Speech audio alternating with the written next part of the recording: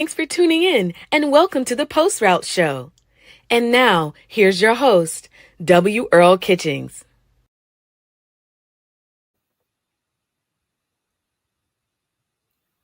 Good evening and welcome to the Post Route, the show where we dive deep into conversations with Black quarterbacks from the past and from the present.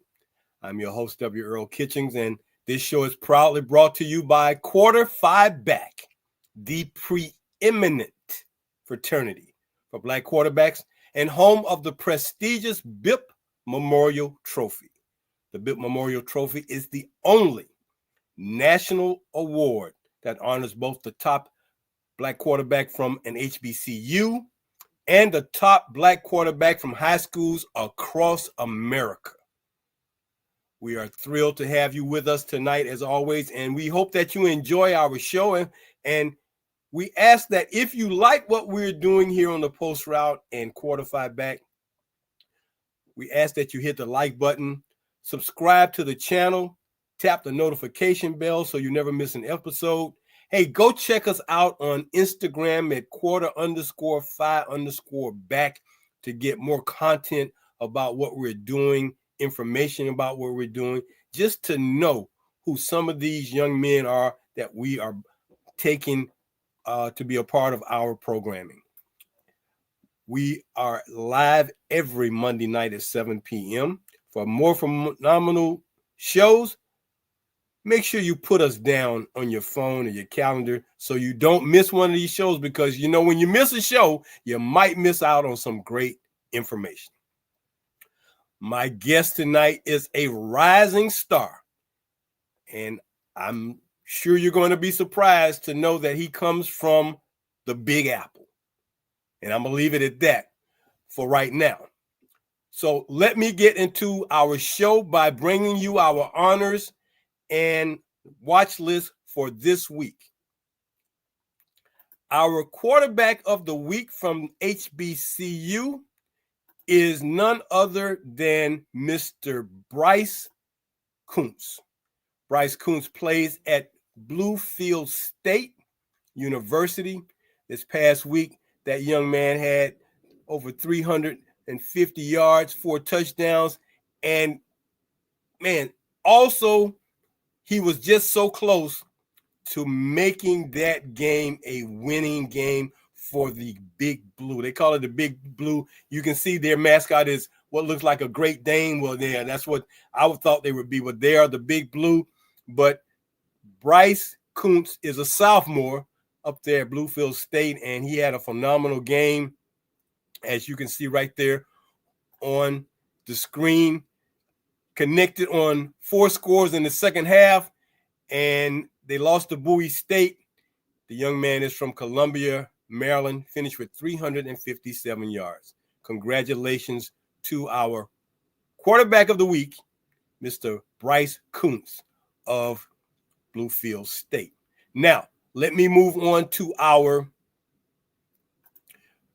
watch list for HBCU quarterbacks as we get ready to bring this to you. And we are happy to, again, bring you that phenomenal list of guys. Starting at number 15, Jacobian Morgan from Jackson State at 1,120 yards. Now, if the number of games throws you off, it's because some of them had bye weeks and they hadn't had a chance to play and catch up.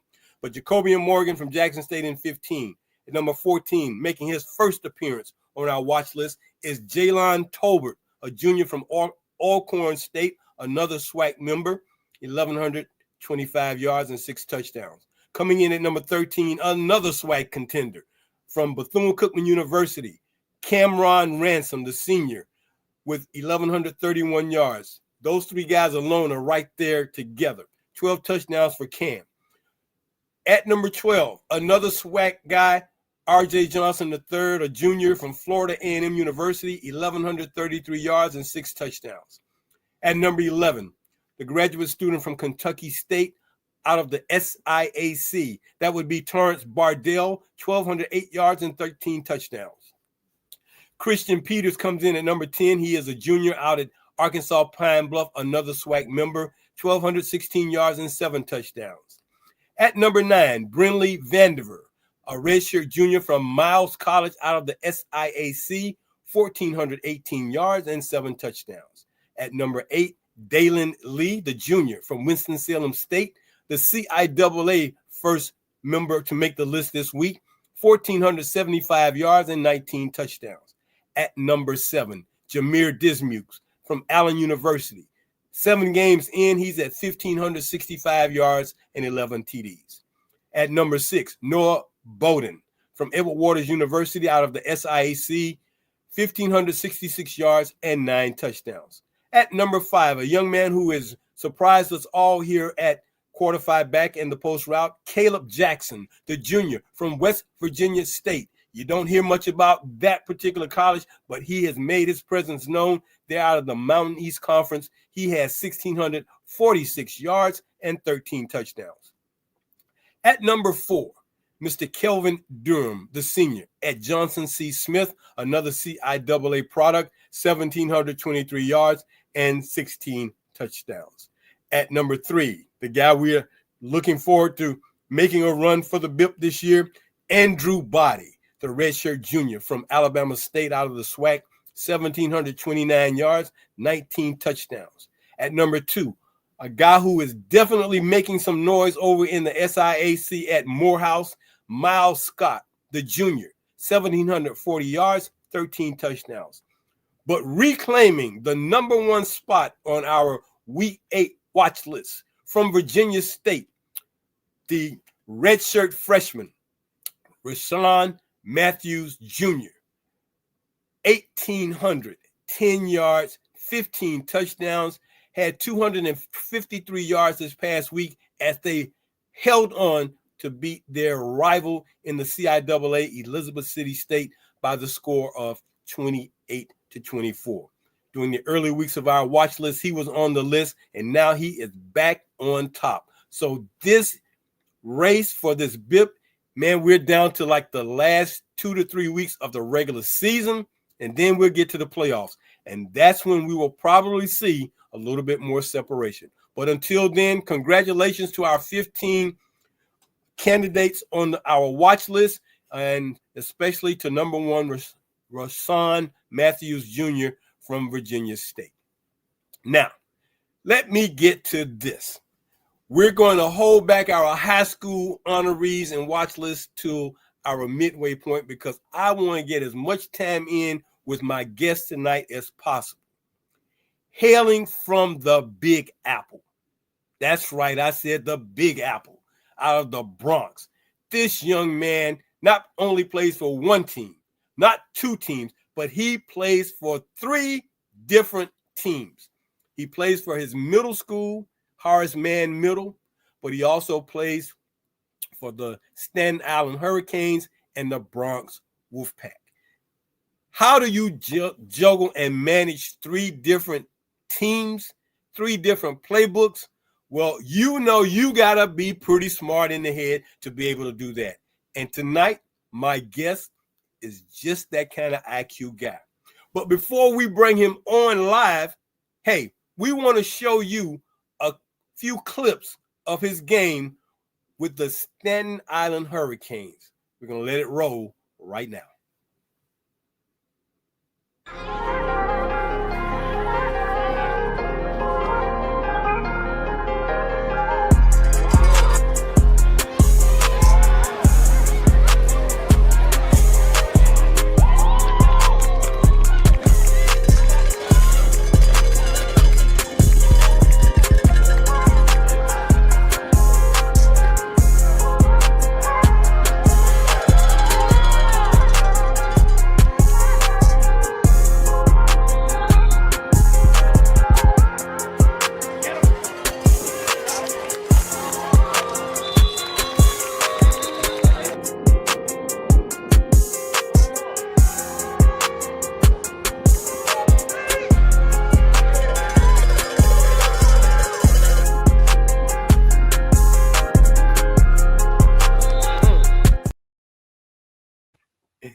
You gotta love it. Now, that was the 13 and under team, the Staten Island Hurricanes.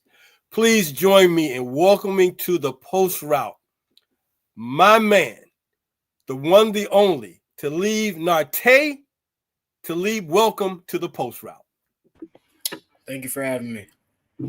Man, those were some exciting clips to watch you perform the way you did. I especially like the first one where you put that touch pass out there, man. You are definitely special when it comes to being a quarterback. Thank you. How has it been for you this year to juggle three teams? It's been tough, man. I just been finding myself late nights just studying. I got to study my playbooks. A lot of practice goes into it. Just working on my mechanics and just being a sponge for information, just collecting everything I can from everybody I can. Well, Talib, we talk about you having to deal with three playbooks, but you got to juggle that between your regular schoolwork. I mean, when do you have time? Yeah, it's been tough, man. I just been having to find myself time, whether that's late nights, early mornings, or just right after school, just to find my schoolwork. Because that's something that's definitely important for me and my family, for me to get that done. Well, obviously, man, you can handle it because going to one of the top schools in the country, first and foremost, being able to manage that schedule and then having to manage three different playbooks. I mean, that says a lot. I mean, I don't think I've ever met a guy who's done that much preparation. So kudos to you, man, because you are definitely special. Which team, not to put you on the spot, but which team do you have the most fun playing with? I would definitely say it would be my travel team, the Staten Island Hurricanes. Okay. I think just the level of competition we play there and the level of plays I have to make definitely brings out a lot of fun. It's just a tougher competition and more plays. Do you think those opposing teams already know about you before you get to the game, man?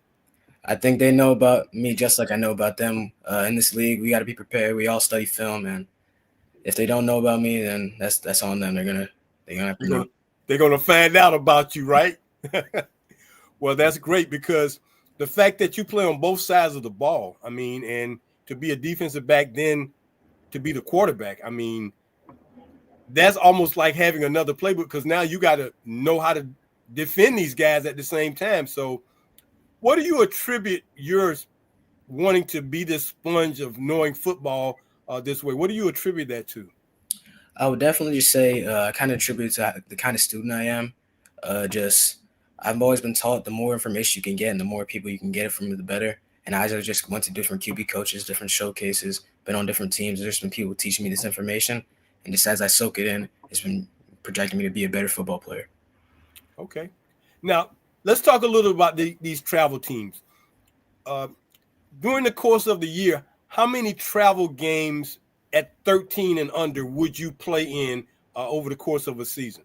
I would say during the regular season, probably 3 or 4. And then in the postseason, I have some tournaments, so probably around like a higher number, like 8 or 7, where we're playing higher state games out of state. Okay. Now, when you switch gears and go to that 15 and under, what is that like? Because here you are, the younger guy playing with these guys who are older. And, you know, I know what it's like, man. You're the young guy and everybody doesn't have that faith and confidence. But obviously you have delivered and shown that you have what it takes to be the quarterback. How has that been managed? Because how many games for the 15 and under team do you participate in? We usually have 6 games in the regular season, and we'll have 2 or 3 as in postseason. And that, just working with that, it's obviously a faster game, and it takes more intellectual work by me, just trying to diagnose what the defense is doing so I can get an advantage anywhere I can, and I just work off of that. And then you mix that in with the number of games you play at your middle school. How many games at the middle school? The middle school will have 4 or 5 games for the postseason. So if my math serves me correctly, man, you're playing almost 20, 25 games in the course of a season. Yeah. Wow. Is that kind of taking a toll on your body? It definitely takes a toll on the body. My parents at home, they got me situated. You know, they got me the medicines. I take an Epsom salt bath here and then, just trying to regenerate myself for the next game that I have. What type of foods are your parents preparing for you to kind of keep that body in tune, man? I mean, I know they probably restrict the junk food. But what type of foods are you intaking in order to maintain a healthy body? Yeah, just not a lot of junk food. Definitely like high protein foods like steak and chicken and food just like fish that'll give me the energy and just what I need to fuel for myself for the day. What about a lot of pasta, spaghetti, macaroni? Pasta, spaghetti, macaroni, stuff like that. Okay, all right. And I'm gonna take it that mom is a good cook. Yeah, she's definitely a good cook. Okay. I like to ask guys. Okay, well, I know doing the healthy stuff is good, but man, come on now. I know mom makes some good desserts. She definitely does. Okay, now what's that number one dessert on your list? My number one dessert, probably that would be pumpkin pie. Every now and then when we're at a family gathering or something like that, she'll chef that up for us, and it's definitely nice to enjoy. Okay, you get an extra. You know, if you've been real good, you get an extra slice, man. Yeah, you get an extra slice. I love it. Well, that's great. So, as you have taken on this role of being a quarterback for these three teams, talk to me a little bit about what leadership means to you and how you try to bring your leadership out with your teammates. Leadership definitely means a lot to me. Just being able to lead and control your team. Without a leader in a lot of teams, like you can't just let guys do anything they want. You got to keep your guys in check. And for me, being a leader just starts at what you do. I mean, if you're trying to be a leader and you're doing you're doing stuff that you're telling guys not to do, they're obviously not going to respect you. So just me, I try to be that role model and then just ask them to just follow suit so we can be the team that we have the talent and we deserve to be.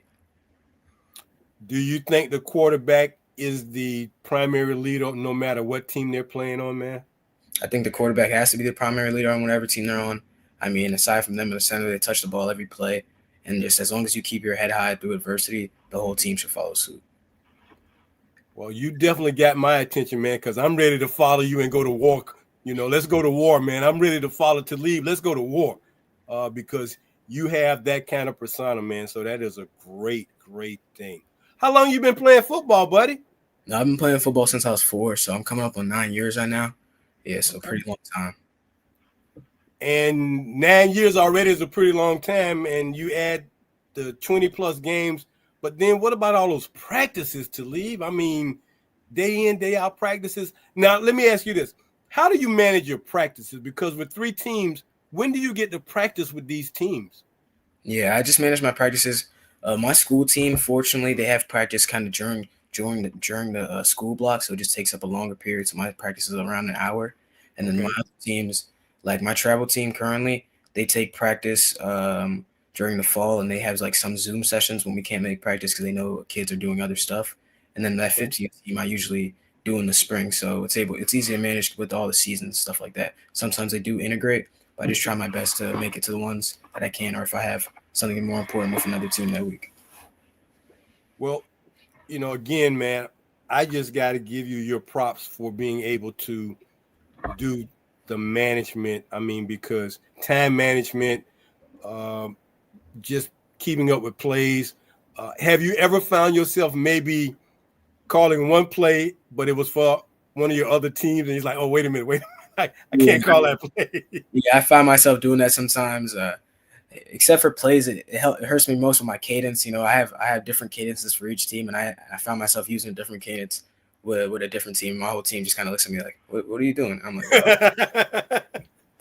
oh.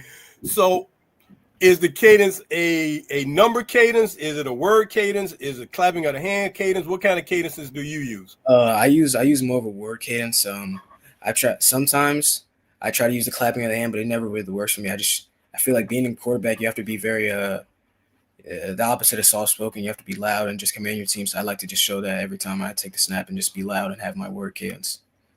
Now, Talib, you know, one thing I'd zero in on this one particular quarterback when I'm watching him play is Dak Prescott.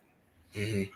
Now, I know once upon a time when Peyton Manning was in the league, his favorite word was Omaha. Yeah. Omaha, which was kind of changing the play.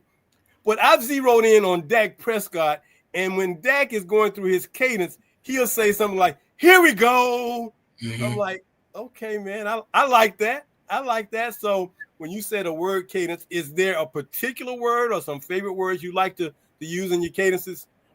Yeah, with my school teams, I try to keep it more simple. It's just a regular down, set, go. But when I get my travel team, it's a little bit more free, expressive. So I do more of a ready, ready, and then I just say whatever I gotta say. But that ready, ready is really what I like to say. Okay, all right. I'm loving it. I'm loving it. Well, when I was growing up, man, one of the things that our coaches would teach quarterbacks would be how to change the cadence, either with the tone and the voice inflection, or not making the snap count the same count all the time. A lot of times I see some schools and some guys, they go in the same snap count all the time. And I'm like, that doesn't confuse any defense when they know that's what you're doing. But man, if you give them an inflection in that voice, or sometimes you give a short count or long count, when you might need 5 yards and you're 3 yards away, that can help. Do you have those kind of thought processes when you're playing? Yeah, I definitely have those kind of thought processes. During when I'm facing more aggressive teams, I kind of like to go maybe on two, or just lengthen my cadence, try to get them to jump off sides. And when I'm playing more like laid back teams that try to like rally to the ball once we actually get there, I try to go quick sometimes and just catch them off guard so we could get a quick game. Okay, all right. Now we were talking early before the show started about your types of balls you prefer to throw, and I asked you which one did you prefer, because we all know there's the short route, there's the crossing route, there's the out route, there's the skinny post, there's the deep post. Which are you most comfortable with? I would definitely say more of those like intermediate routes, those routes from like 10 to 20 yards. I think I have really good accuracy and touch, so just seeing that on those balls and getting it over those linebackers or corners trying to lurk down is just really important for me. Okay. As you are watching some of the guys play on TV, and you notice that some of them make mental errors, what are you saying to yourself about observing them and what you would have done or wouldn't have done in that situation? Yeah, it's kind of it's interesting, because before I was really a quarterback or invested in this, it was just like watching football. But now it's kind of going through my own version of film study, and I just like to dissect and see what quarterbacks are doing, or decisions they made, and what made them make that decision, or what like caused that problem, and just try to integrate that into my game and not make the mistakes they made or make a good play they tried to make. Talib, what would you say is probably one of the biggest things quarterbacks have to overcome when they're in passing situations so they don't make mistakes? I mean, what things are you really, really trying to avoid? For me, it's like not making all your reads. For you, what would that be? I would definitely say one is definitely making all your reads, but one that's more important to me is just like matching your eyes with your feet. If you're trying to throw a ball and your feet don't match your eyes or where your body's pointing to, that ball's just not going to get there. It's important to get your full body into the ball. Okay. Now, we talked a little bit about the mechanics, and you said that you had a quarterback coach who was working with you. How often do you work with your quarterback coach? I work with my quarterback coach mostly every week or every other week, or just anytime I have free time, and we just shoot each other a message, and I try to get in work with him whenever I can. Okay. All right. How good are you at responding to throwing an interception? I think I've gotten better over time. I mean, as you start playing better teams and as you have starting to make quicker reads, it just becomes part of the game. And you see quarterbacks on TV, their reactions aren't too tough. I mean, it's obviously tough when you throw an interception, but you got to have a short memory as a quarterback, and you just got to find a way to bounce back from it or see what you can learn from that play. And what quarterback would you say has kind of given you more motivation or inspiration to overcome that part of your game? I would definitely say quarterbacks such as like Anthony Richardson or like CJ Stroud, quarterbacks like that, just young quarterbacks that have faced a lot of adversity, whether that's with injuries and they get easily critiqued by the media just with their age and everything, and just seeing how they bounce back from adversity and try to just not let that affect their game, and just how they carry themselves really is important to me. Well, you kind of got that CJ Stroud look, man. Mm-hmm. So, but he is an outstanding quarterback. You responded to saying you thought he was a very capable and competent quarterback. Who's your favorite quarterback? My favorite quarterback of all time would definitely Cam Newton. Just the way he carries himself, very nice touchdown celebrations, all that. But also just the type of quarterback he is and just his build. I find myself as a quarterback like on the stockier side, just like Cam Newton was. And the way he just uses his legs and his arms to extend plays at that size is just really important to me, and it's nice to watch. So you're 13, is that correct? Yes, I'm 13. So how tall are you for being at 13 right now? I'm 5'8" right now. 5'8". Okay. All right. Well, who knows, man? That growth spurt happens, and the next thing you know, you're at 6'1", and next thing you know, you're at 6'4". Yeah. Do you think size matters in being a quarterback, or it's just the intelligence that really matters? I don't think really size matters as a quarterback. I think it's more intelligence. Just obviously size does help when you can see everything clearly, but I think it's more, quarterback is definitely just more of a position that relies on timing and intellectual decisions more than physical attributes. Okay. Now, I was looking at the clip. I couldn't really pick up on it. What number do you wear for your Staten Island team? I've been wearing number 5. It's a number I've been wearing since I was about 6. I originally wore 25 because my birthday's on the 25th of December, but as I came into quarterback, I realized I couldn't just keep 25 on. I had to keep my style, so I just dropped the 2. And I've been just 5 since then. Your birthday is on Christmas Day. Yes, sir. So you get double gifts. Mm-hmm. Man, that is such a blessing. And, some people say, no, you only get one gift. But, yeah, you're supposed to get 2. Okay. Number 5. Okay. What quarterback rings a bell for you that wore number 5 that may have been popular or famous? Because I can only think of one. I'm going to see if you come up with the same name. Definitely one now. I'm blanking on the name here. See if you can help me out. But quarterback with the Eagles. Oh yeah. Quarterback with the Eagles. I think McNabb. Donovan McNabb. Yeah. He definitely wore that number 5. I can't think of someone else who might have done that at least at the pro level, man.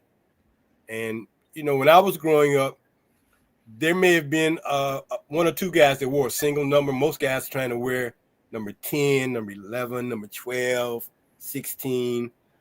My favorite quarterback wore number 19. And, a lot of people don't talk about him like they used to, but he was, in my opinion, the greatest ever, and that was Johnny Unitas. But, okay, well, I appreciate you letting us know why you wear number 5, because it has something to do with your birthday and all. But, okay. As a RPO quarterback, do you enjoy getting the opportunity to run the football when it's time? Yeah, I definitely enjoy getting the opportunity to run the football. I've been working on my speed over the years, and I'm always looking out for an opportunity to showcase that when the defense might slip up or when they might be worrying about the other things going on in the field too much. I could just take off and get a good chunk of yards for my team. And not that you may know, but if you do, in the 40, do you know your 40 speed? Yeah, I know my 40 speed. I'm around a 5 flat, flat, and just a little bit above or below that, depending on just the day or the timer. Hey, Talib, guess what? What? I run a 5'1". No, man, I probably run like a 15-1 in the 40. But that's always been important, that speed is a part of the game. I've seen a lot of quarterbacks who've had outstanding speed, and I guess one guy that was probably one of the fastest guys we've ever seen in that position would probably be Michael Vick. Would you agree? Yeah, Michael Vick, most definitely. Yeah, most definitely.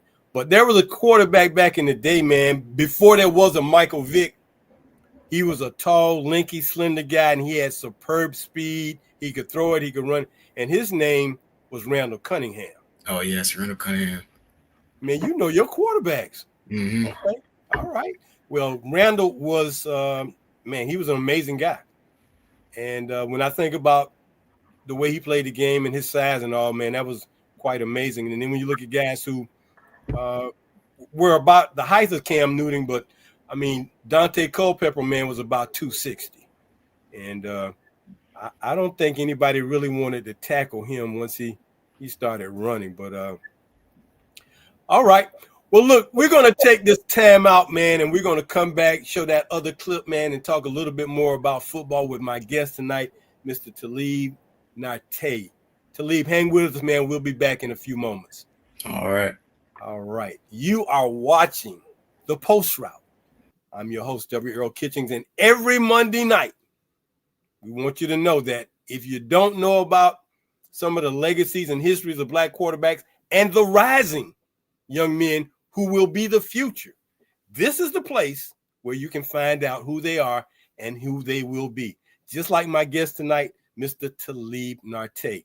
And let me tell you, I want to give a shout out to the Nartey family and all his family members, Crystal Scruggs, Tariq Jeanette, Sporty Don, T. Lewis, Roy Smith. Man, I see all your posts coming through. I know you're loving this guy, man, and we love you guys for sharing that with us tonight. So we're glad to have him on. Nothing like family being a part of what he's doing. And I know all y'all are wearing number 5. I know you're wearing number 5 at the game. You know, I know you're wearing number 5. Now, I did see one comment about some sweet potato pie. And let me tell you, I'm a big sweet potato pie lover. So it's nothing like a nice slice. I'm going to put it different. A nice wedge of sweet potato pie with a little vanilla ice cream on the side. Hey, I'm just letting you know.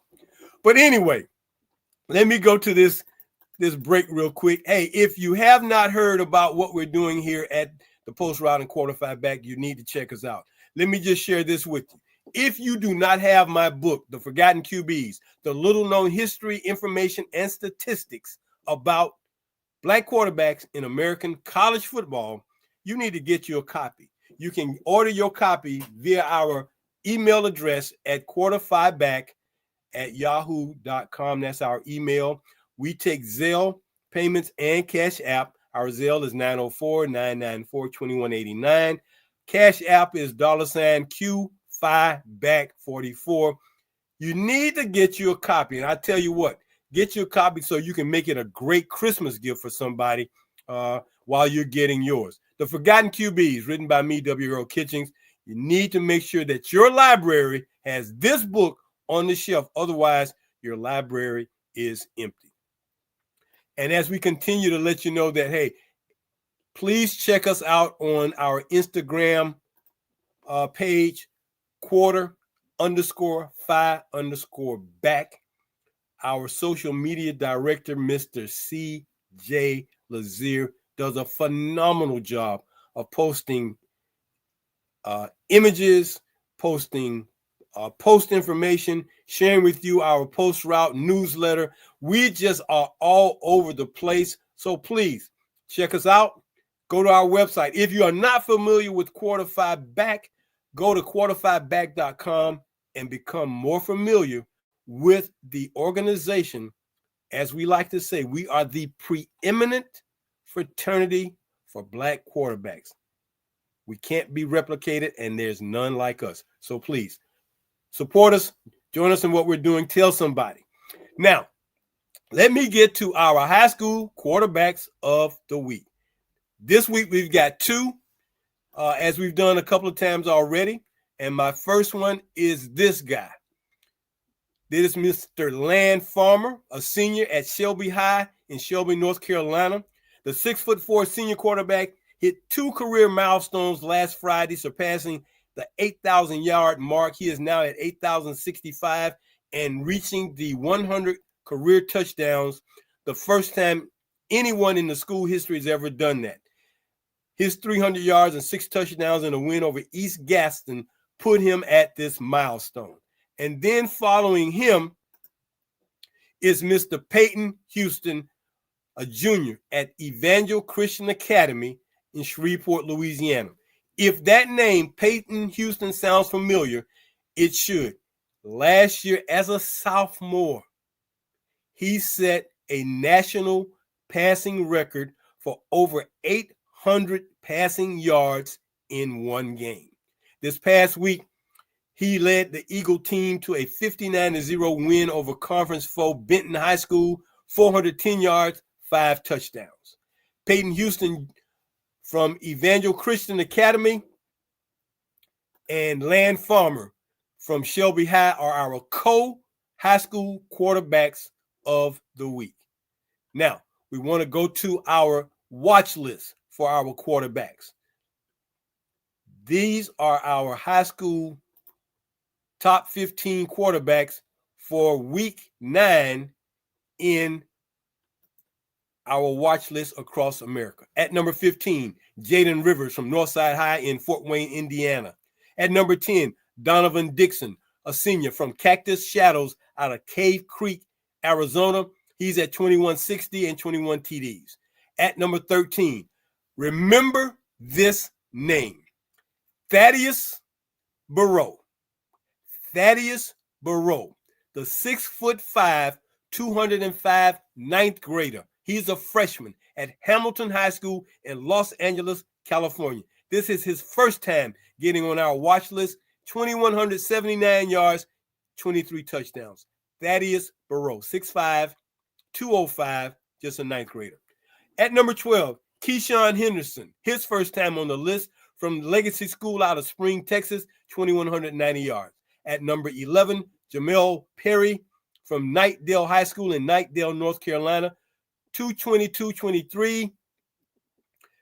From Orange County in Orange County, California, Star Thomas at Orange County High, a sophomore, 2,301 yards, 23 touchdowns. At number 9, Dave Callison, a senior from Fort Wayne Northrop High School, again, another Indiana guy, 23-12, 23 touchdowns are his stats. At number 8, Mr. Jelani Dipple, Central East High School in Fresno, California, 2,312 yards also. At number 7, Malachi Davis, the junior from McFarland High School in McFarland, California, 23, and 20 touchdowns on the year. At number 6, another Indiana guy, Michael Hill Jr. He's a junior from Maryville High School in Maryville, Indiana, 2367 and 23 TDs. At number 5, Cannell Sweetwine, a senior from Sky Ridge High School in Lehi, Utah, 2374 and 26 touchdowns. At number 4, Canisius Kamir Hall, a senior from Lima High School in Lima, Ohio, 2381, 21 touchdowns. At number 3, moving up this week, Mr. Andre Adams, the junior from Antioch High School in Antioch, Tennessee, 24-21 and 29 touchdowns.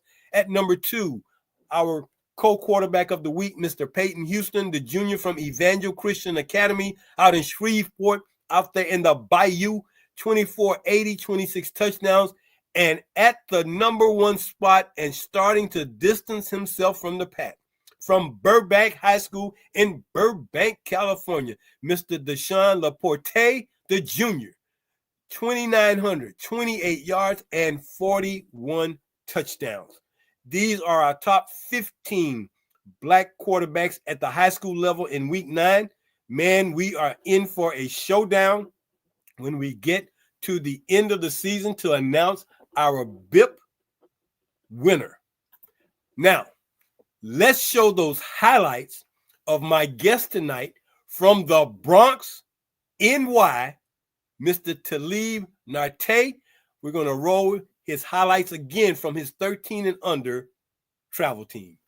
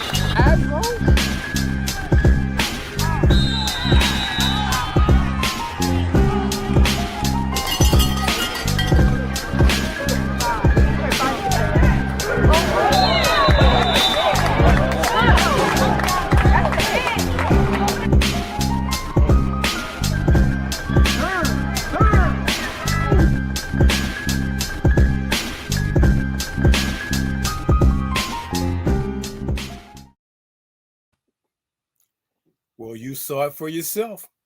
He is a rising star. Welcome back to the show tonight on the Post Route, Mr. Talib Nartey. Welcome back to the show, Talib. What's going on? Hey, man, it's all good, man. I saw you get on your horse on that one play, man, and mash on the gas and take that thing down the sideline. 5-0 in the 40. Man, come on, man. It looked like more like 4-8.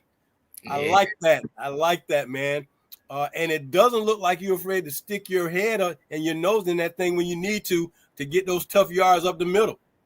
Yeah, no, sir. That's what I've been working on, just trying to be fearless as a quarterback and be poised. Just do whatever it takes to get those extra yards for my team.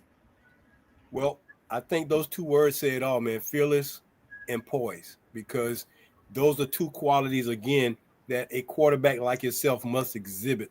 And I notice also, man, you have a very nice touch on the passes that the defense gives you. It didn't look like you tried to do too much. If they gave you something short, that's what you took. If they gave you something mid-range, that's what you took. Whatever they gave you, you exploited them. That is phenomenal, man.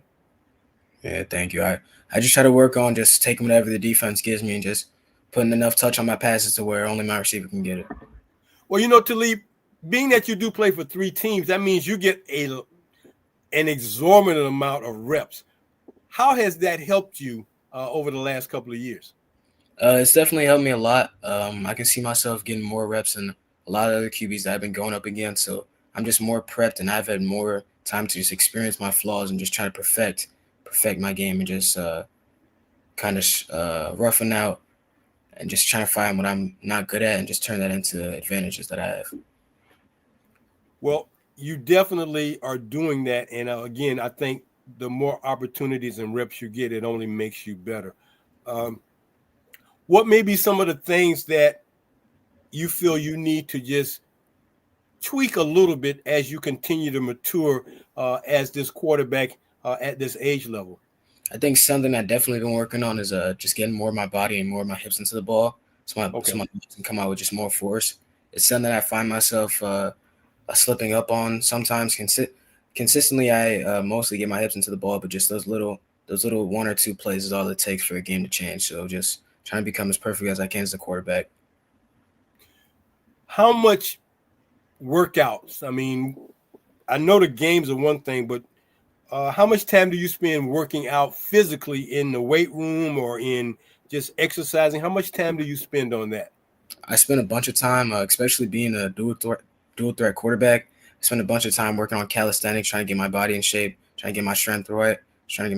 A bunch of dumbbell stuff too, mixed with a little bit of plyometrics, just stuff to get me a fast twitch and just fit and strong to be ready to play the game. Okay, all right. So after this year in middle school, you move on to high school, right? Mm-hmm. Okay, so now, what high schools you got your eyes on? I got my eyes on a couple of high schools. Some from the Jersey side, some from New York. I don't really have an order because I don't really do like listings, but sure, there's a lot of high schools I have my eyes on. So that they would be like schools like Staten, Iona Prep, Cardinal Hayes, Don Bosco, Pyramid Catholic, Erasmus Hall.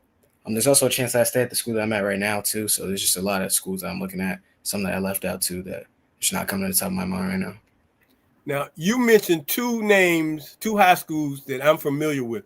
Now, I've heard of Don Bosco, but you said a name that I have not heard since I was a freshman in college, man, and that was a long time ago. And I say that because my roommate in college went to Erasmus Hall, and he was like, man, it's this real big school. It's like a castle. I'm like, okay, I'm trying to wrap my head around a high school being as big as a castle. But he had a lot of pride in talking about his school. So in the clips we saw, what school was that in the background? Because it looked like, what could be Erasmus, I don't know, but it looked like a castle. Yeah, in the background of those clips, that's our home field. That's Curtis High School in Staten Island. It's not Erasmus Hall, but that's definitely a very large and nice school that I'm definitely looking at too for my high school experience. Okay.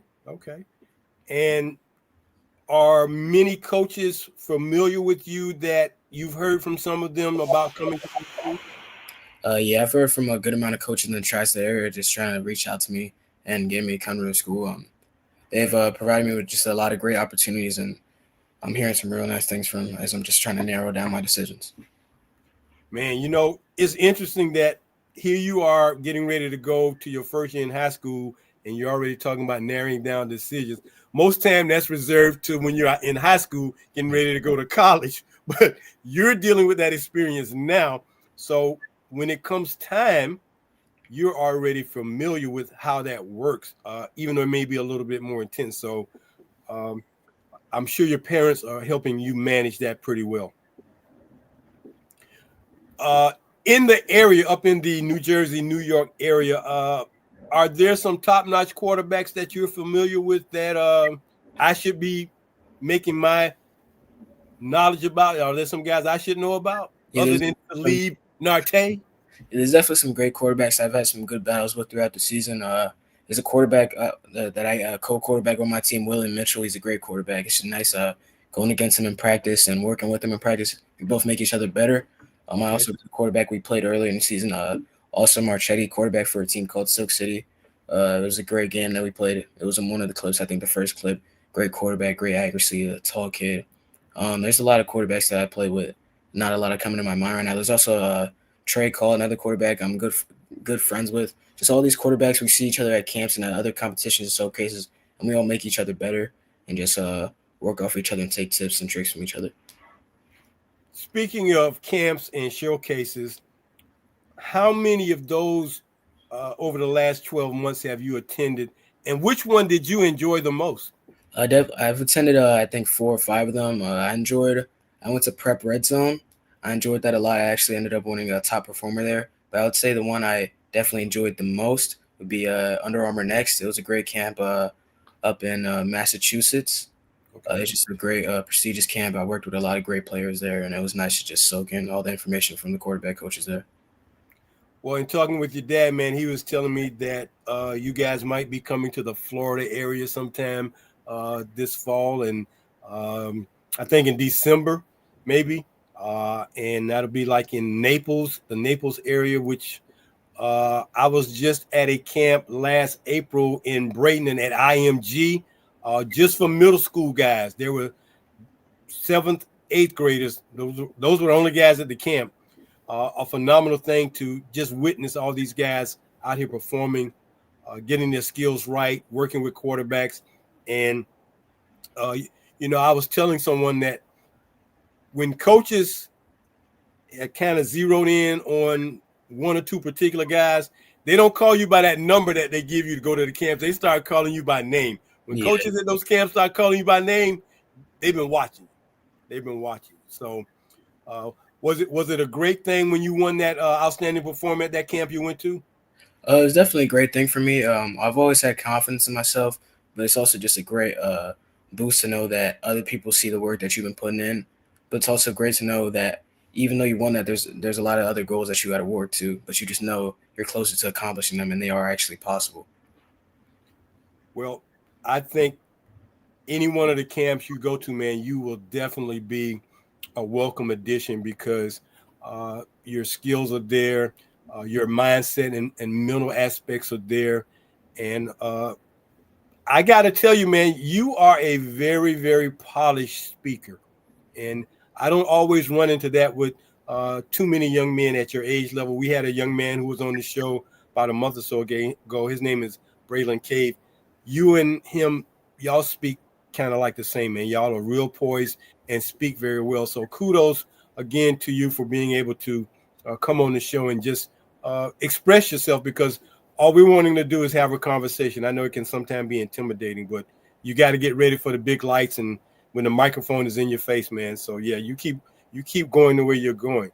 I do want to make sure that I get an opportunity to give your dad an opportunity to show his face for a minute before we close things out, because I think it was very important. Let me ask this before you kind of bring him in. How did you find out about Quarterfight back and what we're doing? I found out about you guys just on my Instagram page. Just seeing what you guys done for other black quarterbacks and how you uplifted them and just how you've kept them inside of brotherhood and just giving them a chance to watch other people present and past and just see what they've done. but also learn the history, the type of quarterback they are, and just the name that they're carrying around every time they step on the field. Well, we want to thank you so much, man, for tuning into that and checking us out. Is your dad there? I got to say something to him. He's walking over right now. Weekend a little bit. How you all doing? Brother Nartey. How you doing, my brother? How's everything? I'm great, man. I'm great. I mean, he blew up my expectations of what you told me when I asked you, could he talk? No, man, he can talk very, very well, man. So congratulations to you and your wife on working with him. I'm just so happy that he found us. I'm so happy he found us because most of the guys that find us seem like they've been out of Georgia or Florida, Texas, maybe California, man. And, you know, like I told you, man, they don't play no football in New York. But I got to back up on that. Yes, they do. And we at Quarterfive back in the post route, we have become Talib Nartey fans starting tonight, man, because he has shown quite a bit. What kind of has helped, you know, in grooming a young man like this, man? What has made it so easy for you and your wife to just groom this young man to be the person that he is? I mean, I would say grooming his older siblings. You know, he's the last of 4 children, Okay. and you know, it took a lot of work to get those other children, those other kids where they are, and they all set positive, great examples for him. Okay. And you know, just from his older sister to both his older brothers, he's just in a long line of just seeing, you know, what it means to kind of put the work in to get what you want, what it means to kind of to also be, to I would just say to what it means to be an upstanding person, you know, Right. and that's what he's kind of taken upon himself, whether it's in the classroom, on the field, at home, it's in the community, you know, just overall. So. Well, I'm sure you and your wife and family, man, get a lot of kudos about just the way he conducts himself and carries himself. And, you know, hats off to both of you, man, Right. because in this day and time when there's so many distractions, Yes. to have you, because, you know, we always talk about the negative things and we seldom highlight the positive things. But, man, I'm just happy that we are able to highlight the positiveness and the just total persona of a Talib Nartey, man, the way he handles himself and the way he conducts and handles business, man. And for him to be doing 3 teams, I mean, come on, man. Come on. It's a lot, but he's fit for it. You know, he puts his work in energy, making sure he's right at school. He doesn't like, you know, he's very punctual. He wants to be at every practice. It doesn't matter. Like, we live about an hour to hour and a half away from practice. We get there, you know, all the time, no matter what. You know, it's important for him to be there. He wants to be there. You know, he wouldn't like it any other way. You know, so he has his goals. He's goal oriented, and he knows the work it's going to take to get there, and he's committed to doing it. Okay. Now, Talib, I didn't get a chance to ask you, what other hobbies do you have? Can you even squeeze in a hobby? Because it's like football is it, but do you have any other hobbies? Yeah. I definitely have hobbies like I like to read a lot, just like I said, soaking in information. I definitely like to read. It's also just spending time with my family. You know, it's a gift to be able to spend time with your family. I also, when I have the chance to do that, I also like to take time with my brothers, sisters, and my parents. Okay. Well, I'm not going to complain one bit about family, man, because family is critically important. So when we have young men like yourself that focus in on family and doing some things, but man, you got to find you something to kind of, you know, wind down and exhale, because you need a little something. Mr. Nartey, I know you agree. You need something else, son. You need to kind of exhale a little bit. Yeah. He's on the video game excelling with his teammates. Oh.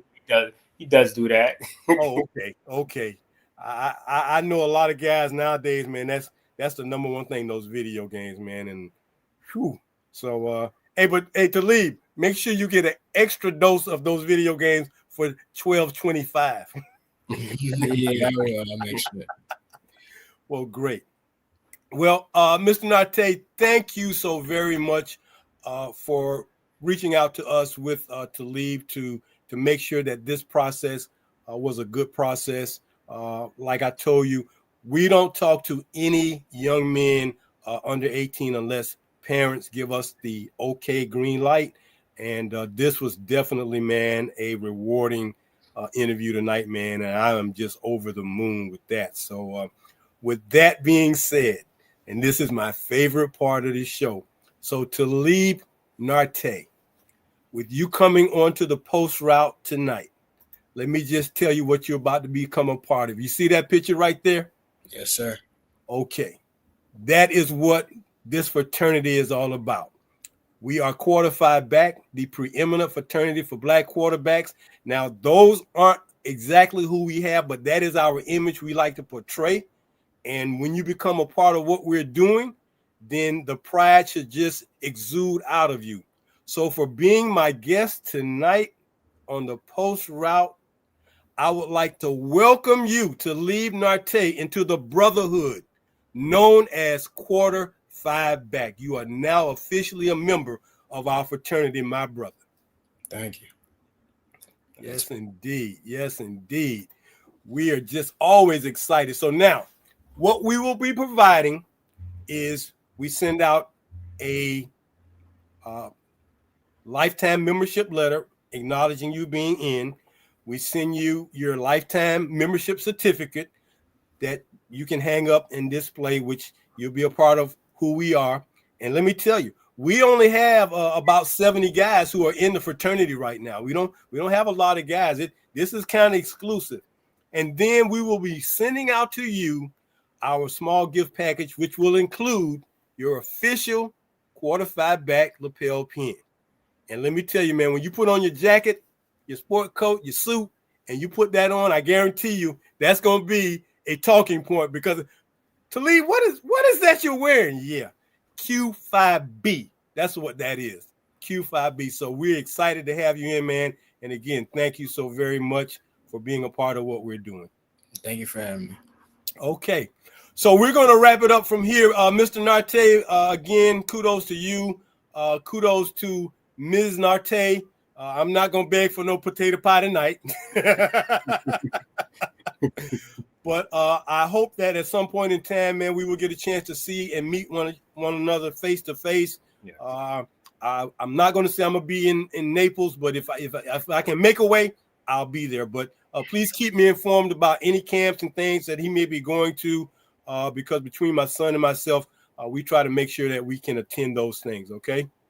Okay. Thank you. Thank you very much. Good. So again, welcome to the fraternity, and we look forward to talking to you soon. If you want to hang around for a second after the show, I think Miss Kennedy told you we can speak a little bit after the show, but I look forward to catching up. And kudos to the whole Nartey clan, man.